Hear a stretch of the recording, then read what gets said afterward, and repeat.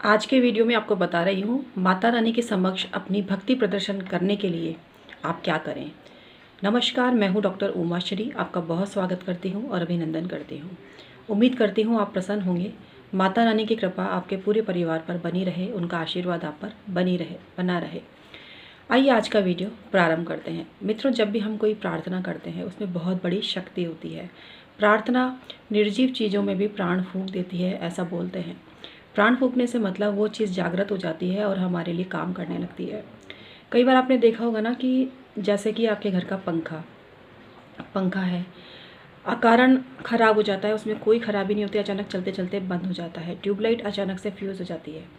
तो ये एक दैवीय शक्ति होती है जो निर्जीव चीज़ों में भी प्राण चेतना रखती है और वो हमारे साथ काम करती है। हालांकि इसके पीछे रीज़न इलेक्ट्रिसिटी का ही होता है, लेकिन फिर भी कई चीज़ें जल्दी ख़राब हो जाती हैं। एक ही समय पर खरीदी हुई दो चीज़ें जो अलग अलग लोग खरीदते हैं, एक के पास ज़्यादा टिकती है, दूसरे के पास कम टिकती है। तो इसका कारण ये है कि आपने उसको किस तरह से एक्सेप्ट किया है, किस तरह से प्रे की है और किस तरह से उसमें शक्ति भरी है। तो जो प्रार्थना है बहुत बड़ी शक्ति है। जब आप किसी भी देवी देवता की प्रार्थना और प्रे करते हैं, वो आपके लिए एक जीवंतता पैदा करती है। तो माता रानी से आशीर्वाद पाने के लिए आप प्रतिदिन ये शब्द जरूर बोलें। भक्ति का एक प्रकार है आत्मनिवेदन। आत्मनिवेदन क्योंकि नवधा भक्ति कई प्रकार की बताई गई है, भक्ति के कई प्रकार बताए गए हैं। और भक्ति आप भगवान को प्रसादी करते हैं, उनकी सेवा करते हैं, उनके सामने विनती करते हैं, ये सब भक्ति के ही प्रकार हैं। तो आप भगवान के समक्ष जब अपने आप को समर्पित कर देते हैं कि हे प्रभु, हे माता रानी, जो कुछ है आप ही हो हमारे, आपसे बढ़कर कुछ भी नहीं है। कोई भी रिश्ता सगा नहीं है इस दुनिया में आपके सिवा। कोई भी रिश्ता स्वार्थ के वशीभूत हो सकता है, लेकिन आपका और मेरा रिश्ता कभी स्वार्थ के वशीभूत नहीं हो सकता। इसलिए मैं अपने आप को आपके चरणों में समर्पित करती हूँ। आप मेरे ऊपर कृपा दृष्टि बनाए रखें, मेरे घर के भाग जगाए रखें, मुझे मार्ग दिखाते रहें जिससे कि मैं किसी गलत मार्ग पर ना चल सकूं, कोई गलत काम ना कर सकूं। बस इतना सा प्रतिदिन बोलना है। और माता के जो विभिन्न स्वरूप हैं, भगवान को निहारना भी भक्ति का एक प्रकार है। जब हम अपने देवी देवता को निहारते हैं तो बहुत बड़ी शक्ति हमें प्राप्त होती है। उनके स्वरूप को निहारना, उनके चरणों को निहारना, उनके वस्त्रों को निहारना कि कितने शोभायमान हो रहे हैं प्रभु वस्त्र आप पर, और कितने अच्छे लग रहे हो आप माता, आप कितनी सुंदर लग रही हो, अच्छी लग रही हो। इस तरह के शब्द हमें उच्चारित करने हैं, लेकिन हमें स्पर्श नहीं करना है, क्योंकि स्पर्श करने के कई कायदे कानून होते हैं जो कि मैं पहले वीडियो में बता चुकी हूँ।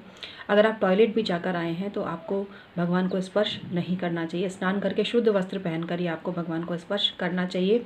और उसमें भी एक नियम कायदे होते हैं कि भगवान के किस अंग को स्पर्श करें, किसको नहीं। इस पर मैं सेपरेटली वीडियो दे चुकी हूँ, उसको आप ज़रूर देखिएगा। तो भगवान के श्री चरणों में अपने आप को नतमस्तक करके विनती पूर्वक भगवान से प्रार्थना करें, माता से प्रार्थना करें। माता के हाथों में जो जो चीज़ें हैं उनको निहारें और उन चीज़ों के महत्व को समझें। तो ये भक्ति का एक प्रकार है। जब आप अपने इष्ट देव को पूरी तरह से निहारते हो और उनके स्वरूप के दीदार करके अपने आप को सौभाग्यशाली समझते हो, तो बहुत बड़ी शक्ति आपके भीतर ही विराजमान होने लगती है और वो शक्ति दैवीय शक्ति बन जाती है और वो आपको जीवन के हर क्षेत्र में सफलता दिलाती है। और सबसे बड़ी चीज़ है आत्मविश्वास दिलाती है। जो मनुष्य आत्मविश्वासी होता है वो मुश्किल वक्त में भी सब कुछ प्राप्त कर सकता है अपनी विल पावर के ज़रिए। तो माता रानी बहुत शक्ति स्वरूप है, आपको पता ही है। उन्होंने शत्रुओं का सर्वनाश किया, उन्होंने दैत्यों का, राक्षसों का संहार किया और पूरी मानव जाति की रक्षा करके ये प्रेरणा दी कि स्त्री बहुत शक्तिशाली होती है, नारी शक्ति महान है, इस चीज़ की प्रेरणा दी है। तो जो भी नारी अपने आप को कमज़ोर समझती है, जिसको लगता है कि उसका शोषण हो रहा है, उसका अपमान हो रहा है, तो उसको माता रानी की पूजा ज़रूर करनी चाहिए। व्रत आप अपनी स्थिति के हिसाब से करें कि आप कर पाते हैं नहीं कर पाते हैं, स्वास्थ्य के हिसाब से करें, क्योंकि कोई भी भगवान भूखा रहने को नहीं कहता है। इसके अलावा कम से कम बोलना चाहिए। नवरात्रों में व्यर्थ के वार्तालाप नहीं करना चाहिए। मौन की शक्ति का बहुत महत्व बताया गया है। बहुत से लोग मौन व्रत करके शक्ति को प्राप्त करते हैं। तो कम से कम मौन नहीं रह सकते तो कम से कम तो बोल सकते हैं ना। तो इस तरह से माता के स्वरूप के दीदार करें और माता की शक्ति को अपने भीतर प्राप्त करें।